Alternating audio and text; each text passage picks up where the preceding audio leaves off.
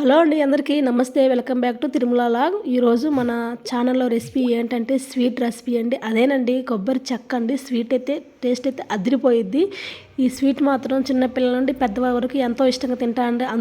అంతేకాదండో ఈ కొబ్బరిలో కూడా చాలా పోషకాలు ఉంటాయండి. ఈ కొబ్బరి చెక్క తినడం వల్ల కూడా మనకి ఐరన్ అనేది పుష్కలంగా ఉంటుందండి.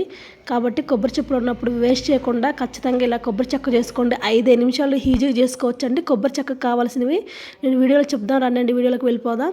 నేనైతే కొబ్బరి చెప్పులు 3 తీసుకున్నానండి. తీసుకొని కొబ్బరి అంతా చిన్న చిన్న ముక్కలుగా కట్ చేసుకున్నానండి. మనం తురిమే పని లేకుండా మిక్సీలో కూడా పెట్టుకోండి.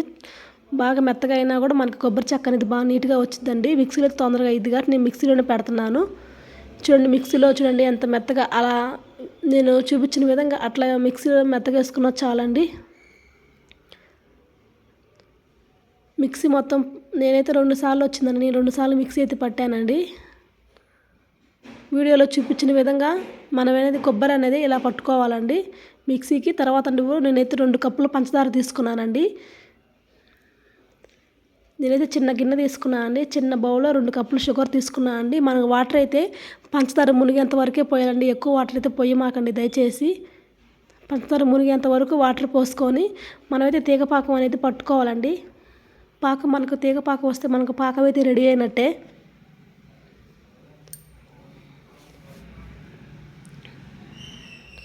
ఇప్పుడెప్పుడే మనకైతే కొంచెం బౌల్స్ వస్తున్నాయి చూడండి. మనకి పాకానికి అట్లా బబుల్స్ వస్తే మనకి పాకం ఇంకొక 10 నిమిషాలు రెడీ అవుతుందని మీనింగ్ అండి.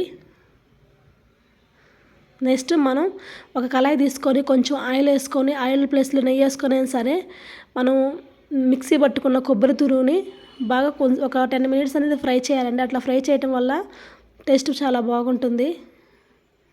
నేనైతే ఒక 10 నిమిషాలు అయితే గరిటెతో అలా అన్నీ కలుపుకొని 10 నిమిషాలు ఫ్రై అయితే చేసేయండి. దగ్గర అక్కడే ఉండి మనం ఫ్రై చేయాలి. బాగా ఫ్రై చేసిన తర్వాత మనం స్టవ్ అనేది ఆపుకోవాలండి. అయిపోయిందండి. తర్వాత పంచదార పాకం వచ్చిందా లేదా, తీగ పాకం వచ్చిందా లేదా ఒకసారి మనం చెక్ చేసుకోవాలండి. చూడండి, వీడియోలో చూపించిన విధంగా మీకు ఎంత క్లారిటీగా చూపిస్తున్నానో. ఇంకా మనకైతే పాకం అనేది ఇంకా రెడీ అవ్వలేదండి.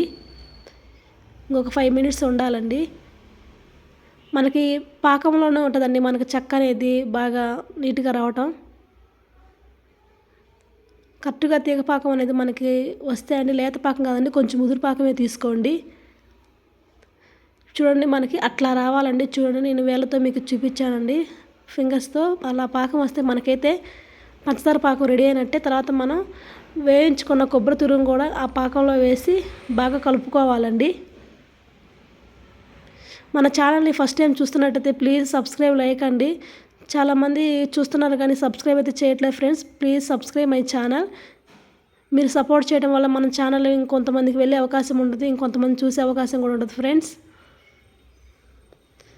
మనం పాకంలో కొబ్బరి తురుము వేసుకున్నాం కదా, మొత్తం కలిసే విధంగా పాకం కొబ్బరి మొత్తం కలిసే విధంగా బాగా కలుపుకోవాలి. ఇంతటితో అయిపోయింది అనుకో మాకండి. ఇంకా ఇక్కడ నుంచి అండి మనకు అసలు ప్రాసెస్ అనేది ఇంకా ఎక్కువగా ఉంది.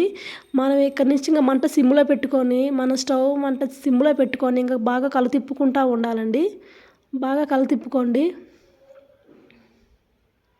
అడుగంటిద్దండి ఖచ్చితంగా.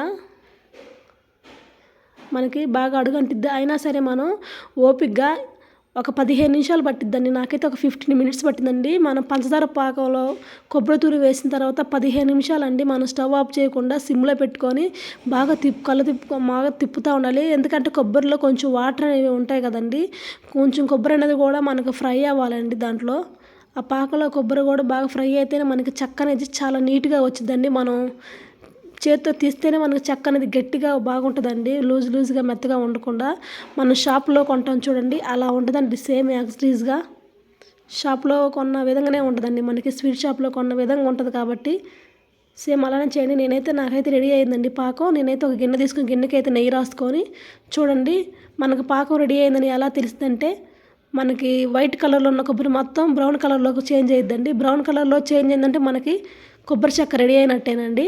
చూడండి, ఇందాకలు అంత వైట్ కలర్లో ఉందిగా, ఇప్పుడు చూడండి ఎంత బ్రౌన్ కలర్లోకి వచ్చిందో. బ్రౌన్ కలర్లోకి వస్తే మనం ఆపేయటమేనండి. చూడండి, ఎంతో టేస్టీగా ఎంత బాగా వచ్చిందండి కొబ్బరి చెక్క. చూడండి, చూస్తుంటే నోరూరుతుందండి.